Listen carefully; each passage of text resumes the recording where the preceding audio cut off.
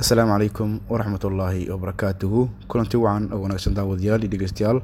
meel walba joogtaan kusoo dhawaada kanaalka Noodaan oo kaga barateen casharro ku baxa afka Soomaaliga iyo sidoo kale inaad falcelin ama reaction ka bixin muuqaalada korontii wahadaynta badan bulshada ama social media. Maanta muuqaalada hore ka duwan yahay waxaan ku baran doonaa sida loo duubo screen ama shaashada computer-ka gaar ahaan MacBook ama iMac haysto laptop-yada Apple ka hadlaya. Marka dad badan soo weydiiyay qaabkee loo duuba shaashada Apple-ka maadaama ay hore u isticmaali jireen Windows haddana ay u bedesheen MacBook ama iMac. Marka waxay ku wareereen runtii isticmaalka guud ee Apple-ka maadaama ay isticmaali jireen Windows. Marka maanta casharkan waxaan u talagalay dadkaas inay ka faa'iideystaan. Waxaan halkan runtii la wadaagayaa programka lagu duubo shaashada iyo sidoo kale waxaan la wadaagayaa qaabka screenshot loo qaado shaashada ama sawir loo qaado shaashada kaliya maahan adoo muuqaal daawanaya aad rabtaan sawir ka qaado waxaad daawanaysid runtii inaad meelo muhiim ah ama aad documenti sawir ka qaadid adoo isticmaalaya computer-kaada sideen u qaadi karaa marka insha Allah labadaas barnaamij xalli doona. Marka koobaad aan ka bilaabo sawirka saa ogtahay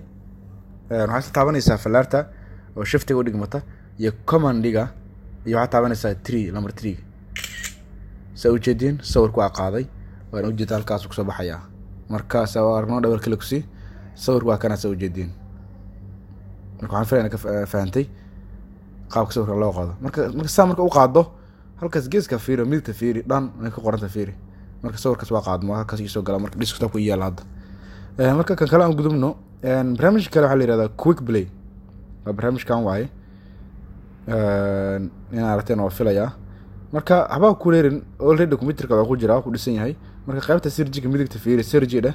halka waxaan ku qortaa quick time player marka waa ka already soo baxaya haddaan dholka ku siiyo halkaan imaanaya marka meeshan taskbar ku imaanaya marka waxa la marka right click si right-ka markaas siido soo jeedin waa saddexdan qaybood waaye new movie recording new audio recording iyo new screen recording marka waxa doonaysaa waxa waaye saddexaad waaye hadda cod kali duubayso kaas laba option labaad leedahay hadda duubayso shaashada guud kan saddexaad marka kaas ku dhufanaysaa marka ma filan ka faa'iistay kadibna record leedahay kadibna click leedahay marka saan sameeysid sawir hadda waa wadaa marka waxaan rabaa inaan istaajiyo marka ma dhameeyo halkaas geeska fiiri meesha korata fiiri oo aan sirjin battery ka fiiri ama wifi ka fiiri ha ku calaamada dirista aad kala ku siinaysaa marka muuqaalkii saas ku istaagay halkaan uu soo gala marka daarti safa dhaanaysaa hadaartuna isku dileedaysaa marka aniga waan dileedayaa halkaan uu weydiinayaa marka dileedan leeyahay waa 10 tusaale ka rabnay marka waxaan filaynaa ka faa'iideysta casharkan fadlan hadda ka faa'iideysta share garay sidoo kale kanaalka subscribe garay like na saar videogan tan iyo kulan dambe. Assalaamu calaykum waraxmatullaahi wabarakaatuh.